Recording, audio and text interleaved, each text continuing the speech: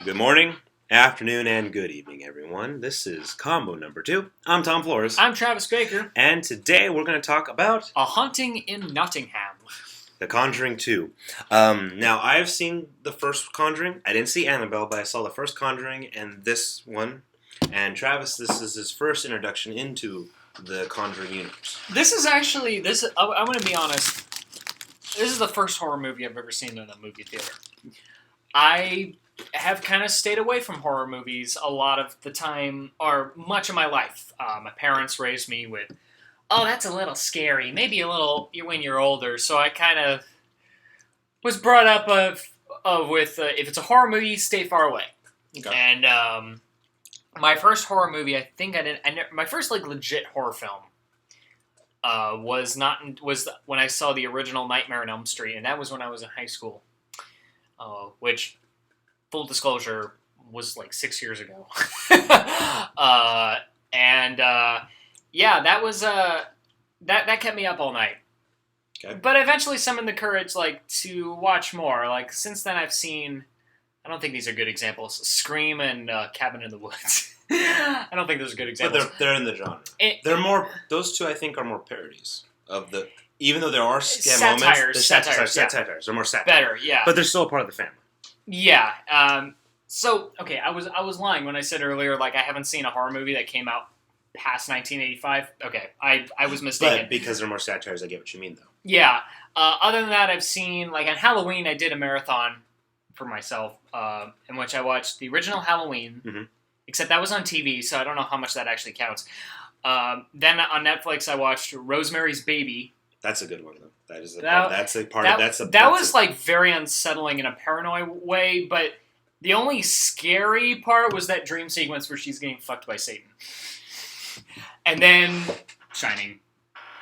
Stanley Kubrick's The Shining. Okay.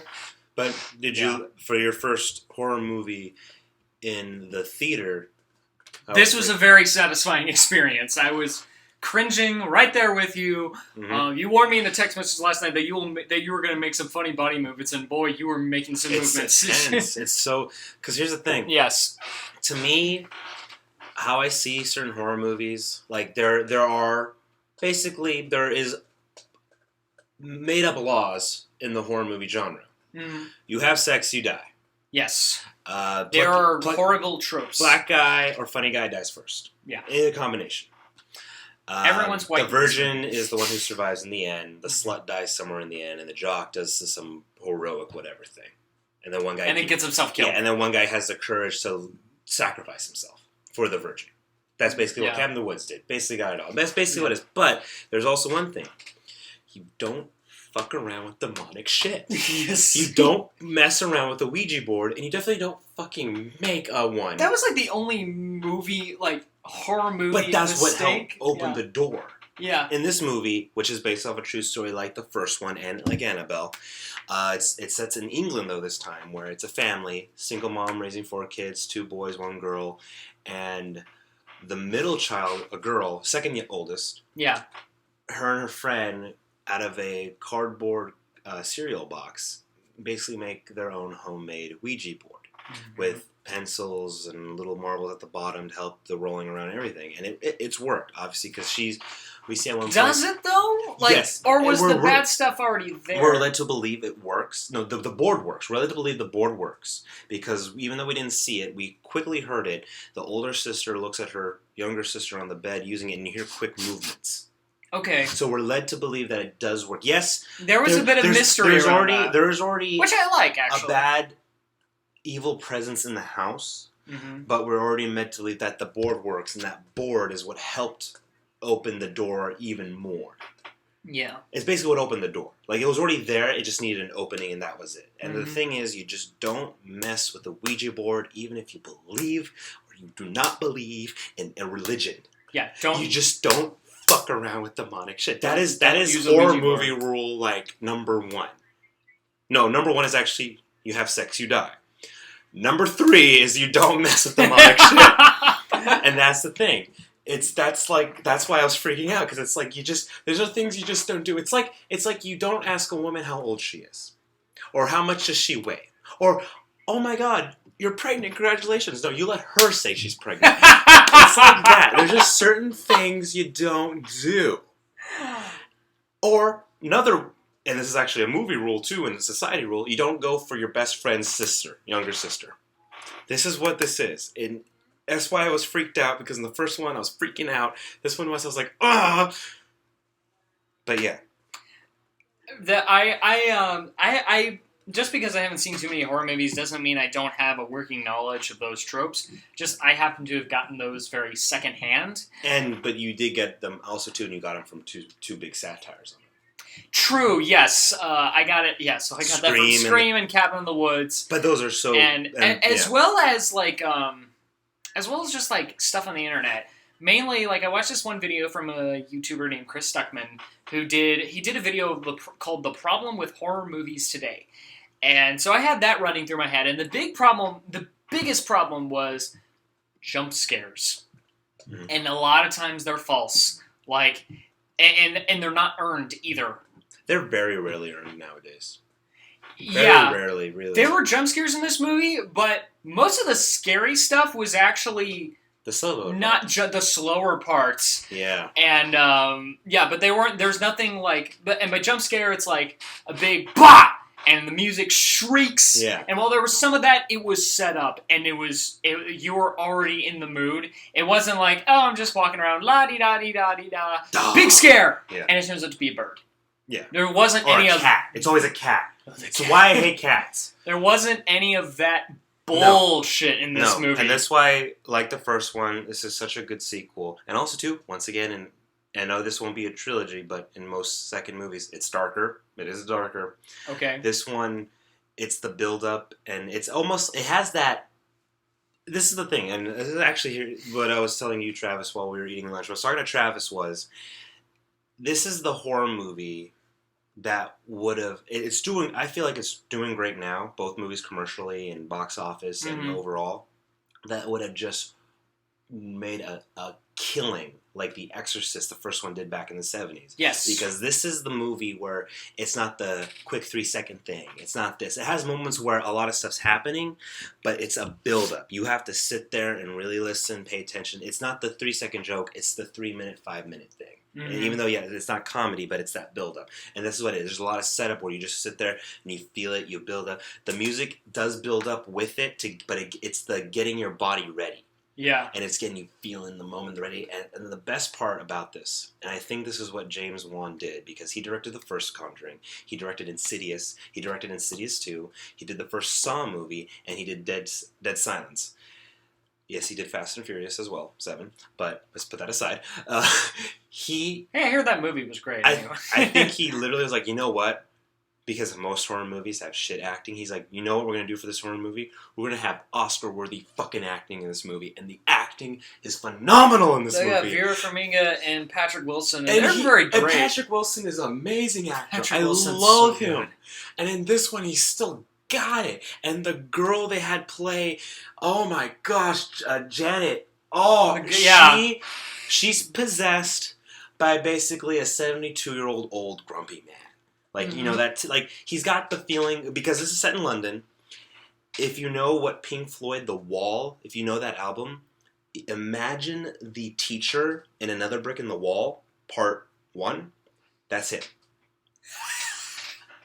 It's literally that, and then also, too, but the feeling of, like, other old British men who are just like, who's basically the janitor in Hogwarts. I was thinking of that, Argus Filch. That's the feel. He's Argus Filch. And the girl, when she's possessed by him, she's obviously not doing his voice. It's dubbed. It's dubbed. But her dubbed body, very well. But her body motion and with the little nose snarl, like, you kids and stuff. I was like, oh my god, this girl's amazing. Yeah. This girl was such a great act. She's the best actress in this movie.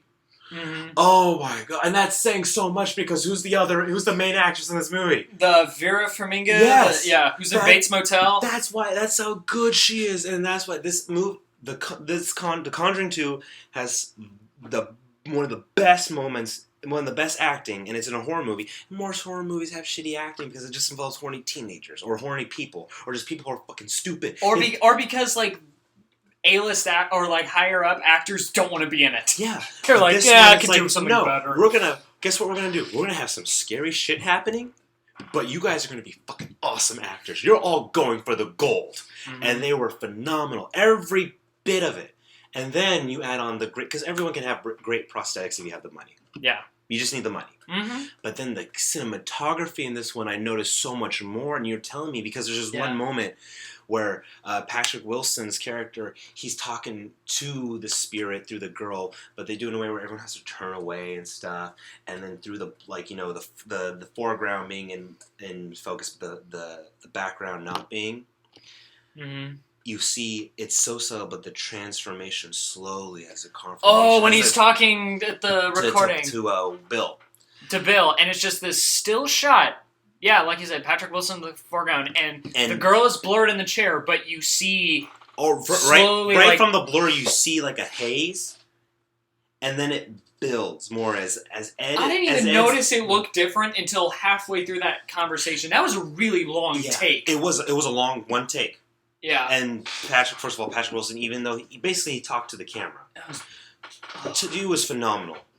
But then when Ed, who's played by Patrick Wilson, is talking to Bill, not the demonic spirit, but one of the evil spirits. He's basically a pawn, but he's still used in a bad way, because I don't think the guy in real life, Bill, was not a nice guy anyway.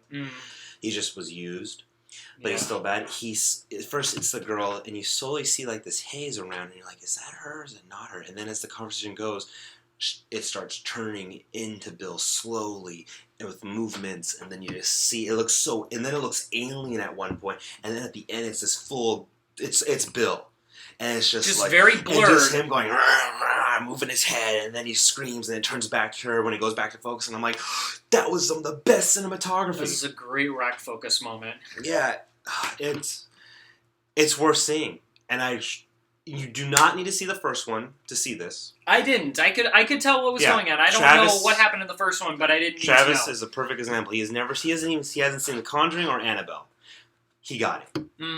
Yeah. Seeing the first one, though, was me, though, since I haven't seen Annabelle, but I saw the first one, it just helps because it's seeing those two characters you love back at it again. Yeah. And also, too, the daughter gets older, and that was kind of cool to see her in there for a little, like, fun cameo. But, yeah, it was just, it was just great. The only thing...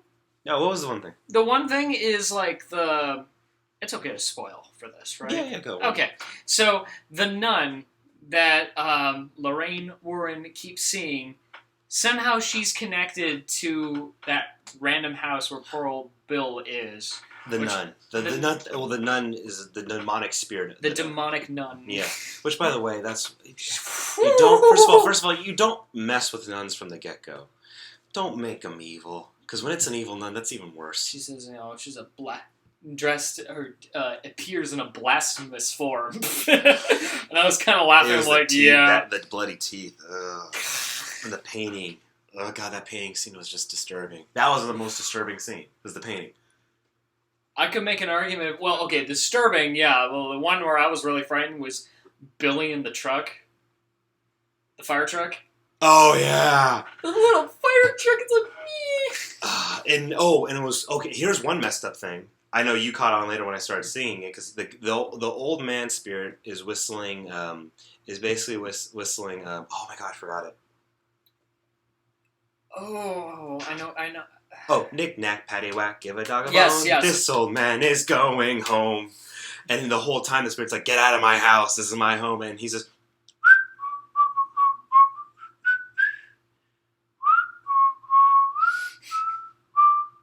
Stop that! And I was Stop that! And I'm like, that's why Insidious and The Conjuring and this got me so much, because they take so much fun childhood moments where it's like, and then you freaking wreck them.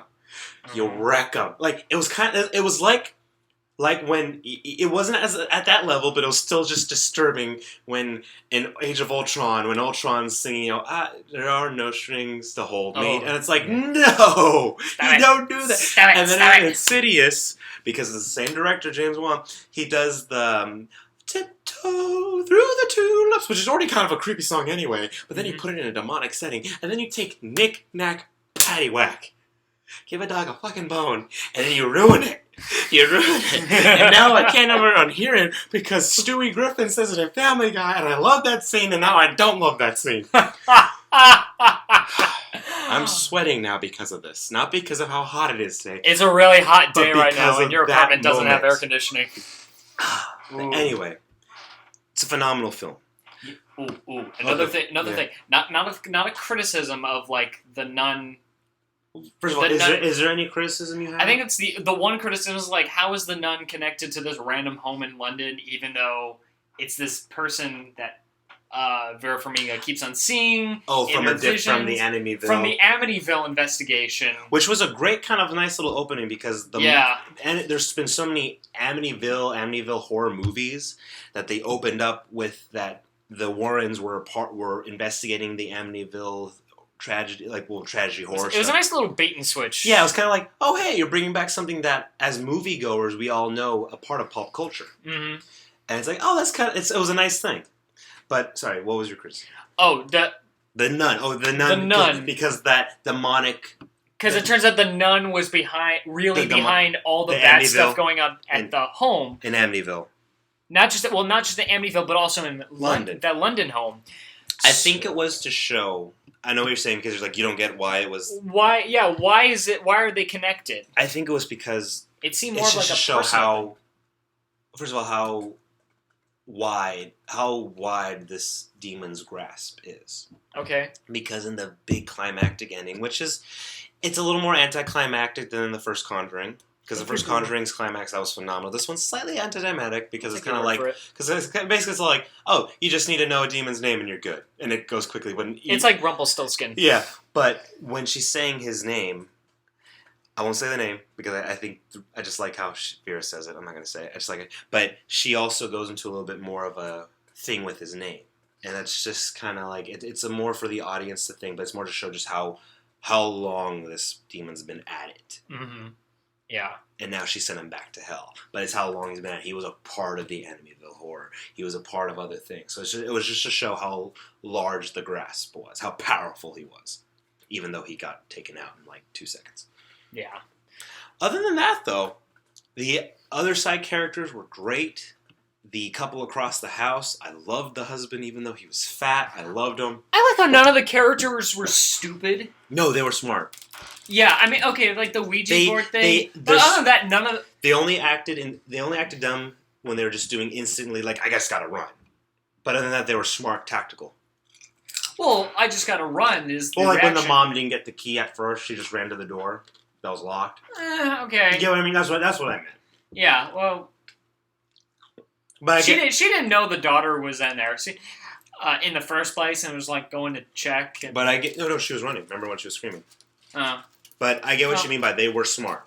Yeah, for the most part, everyone acted smart, and they did a good job like setting things. Because it was really more about because the only like shadow of a doubt was really for our main characters. Because while they're there, they did a good job of setting it up to where they don't see the paranormal stuff happening. It's the family that keeps seeing it. So there's that doubt of, they might be faking it. And even the wife who's the most in tune with it doesn't even feel it. Vera doesn't... Lorraine. Lorraine doesn't even feel it. Yeah. She says that a lot. Yeah, like, I don't feel it. I want to believe him, but I just don't feel anything here. So... That was cleverly done. Even the freaking policeman sees something. That was awesome. That was funny for me because I would think, policemen are usually immune to this kind of thing, but then they just see that chair move into another room right in front of them. And we're out. Let's be honest. Nope. Here's a number for a priest. We'll have the priest call you. The priest. You know what effect I thought was cool? What? And granted, they hit it well enough, but I noticed a few things when they showed the. First of all, okay, before I even get to that. The dog. Oh, the neighbor's dog? The neighbor's dog. When he sees by the way. Sorry, that was a good-looking, healthy dog. I like looking at dogs. Cute Rottweiler. The dog is barking or growling at something at the door, and the little boy goes to see, what's wrong? And we thought, okay, the kid's gonna go outside and see what the dog's barking about. But no, the dog fucking transforms into what looks like a The Crooked Man. The Crooked Man, and he kind of looked like a stop motion figure from the Nightmare Before Christmas feel. Yes, a nightmare. And it worked. And I was wondering, did they do that stop motion, or did they CG it to make it look stop motion? I think they CG'd it. That was cool. Because when we see an up close of his face, it was CGI. When we see an up close of the face in the tent, it was CGI. But I think it was made to look like that, CGI-wise. Because what's interesting about this movie is if you see the first one, you know that the Warrens have basically a den full of all of the artifacts and trinkets they've collected through their years of cases that were once vessels for demonic spirits that they cleaned or cleansed. I don't know how their house is not fucked up right now because of that. So they got one that when you crank, it turns like to a wheel. Basically, it's like it's still pictures, but when you move the wheel around, it like it's walking, and it's the Crooked Man story where it's walking. It's like walking in a crooked way, and since an old man's like terrorizing him, old man, Crooked Man, and that's why that when the dog turns into the Crooked Man in a very effed up way where it just gets split in two. And then goes into it. I'm glad they didn't do that close up. It was merely just... It was far enough. It was perfectly close enough, but far away. It was far enough to where the dog almost looked like a silhouette. Mm-hmm. And they just straight... It was so therefore they didn't cut to it for a close up, and therefore it was more expected. A lot of long shots. Yeah. Which shows is really great in a horror film. It was a nice wide take, yeah. Yeah, wide take, that's it. And the Crooked Man, that's why it made it look stop motion, because he's moving in a crooked way. Yeah. And it worked. And what's interesting about this, there's a moment with the church, with a priest from basically, you could tell he's from the Vatican. He came to talk to him, and he's like, we want you to go observe and let us know if it's a hoax or not, because the church, we don't want to be a part of something of basically people with not a good reputation or name. So it's like, it was kind of like, ooh. We have a reputation to keep up. It's like a little jab at the church there, like, even though we want everyone to come under our house and we love everyone, if you need help, do you really need it right now? It was a tasteful jab, though. But you could tell it was a quick jab. It added because then it added a new form of tension to the film, which was... Oh, it was the same. It was basically the same tension in the first one, in a way. But I'm not saying it was like a fu, but it was like got a jab in there. He got it in there, and you're right. It was tasteful. Yes. It kind of makes sense though that the church would. Yeah. It makes perfect sense that the church would be check if it's a hoax. But it was still a nice jab. Mm-hmm. It worked, and it was interesting too. The way that the Warrens try to bring the family together in their time of need by, like, you know how when your little brother gets picked on bullies, you stand up for him? This spirit is a bully, so you gotta stand up for him. And then the oldest son just walks into the kitchen like, yeah, I'm gonna kick you out of my house. Oh, shit!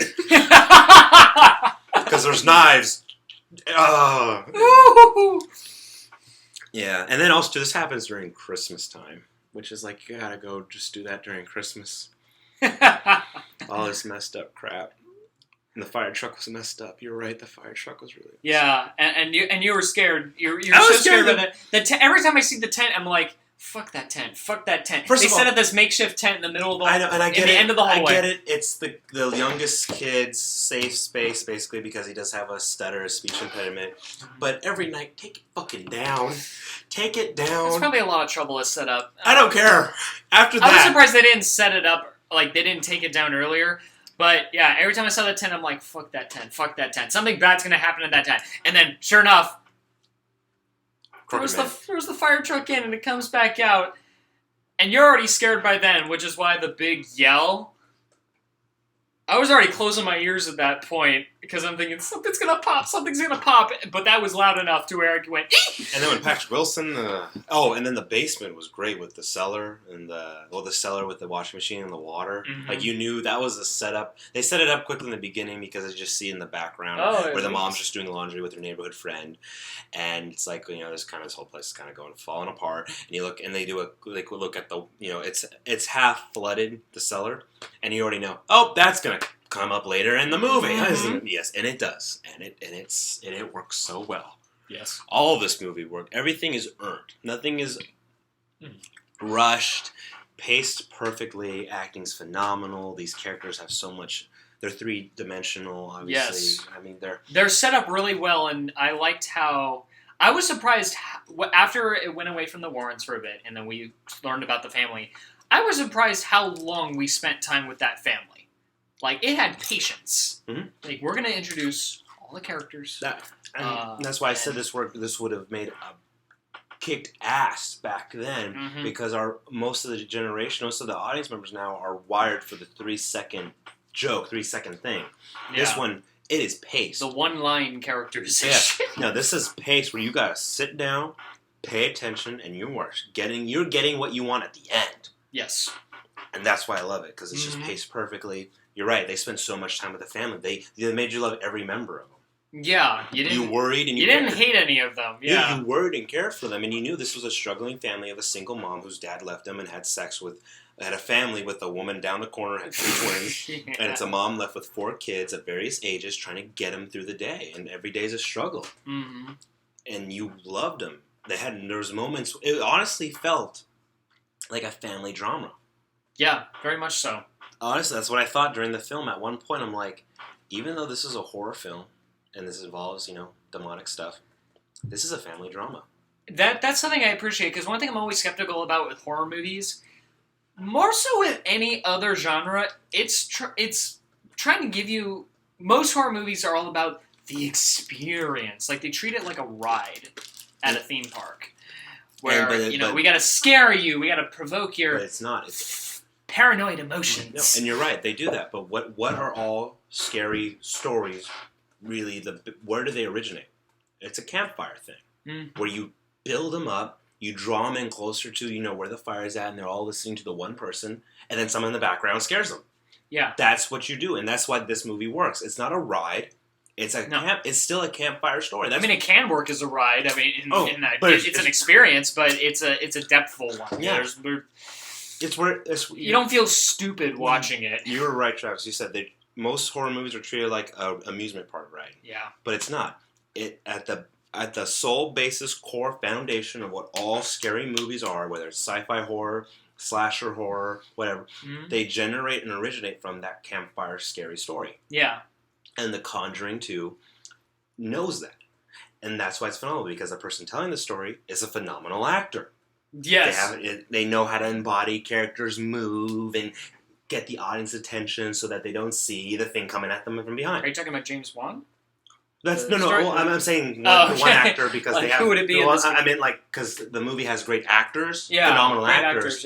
They're telling a story. Okay. In a campfire, the one person telling the story is a phenomenal actor, able to transform and move their body and voices in different ways and get the audience ready, and at the moment, it's a boom, and they're all like, oh!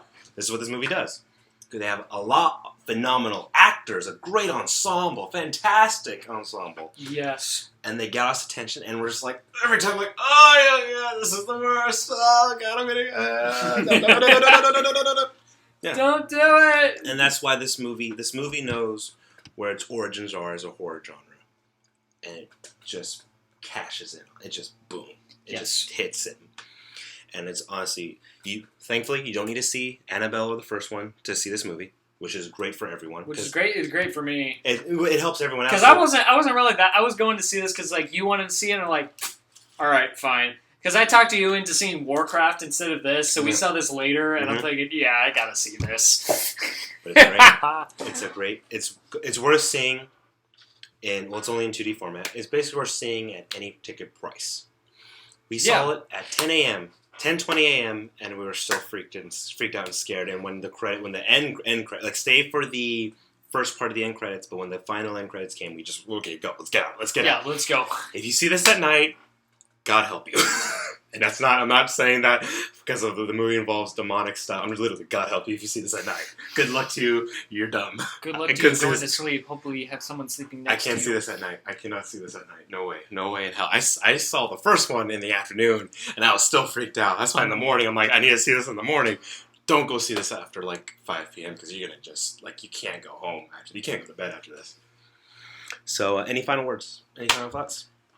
No, yeah, it's... For someone new, someone not that familiar firsthand with horror movies, I say firsthand because I know some stuff from internet. Internet ruins everything. But someone firsthand, this is a great movie to go into because I was just primed to look for something wrong because I didn't want to be such a noob and be like, well, that was scary, but that's because I don't know that much. No. I was looking for something and it rewarded me so well. Mm-hmm. So yeah. And by the way, like we were saying, really pay attention, patience, and listen to the dialogue because a lot of things carry weight. There are a few things that carry weight, and it's worth it. Yeah, perfectly worth it. Go see it. Go see it. All right. Well, thank you once again for joining Combo Number 2. I'm Tom Flores. I'm Travis Baker. Catch you on the next time. Bye.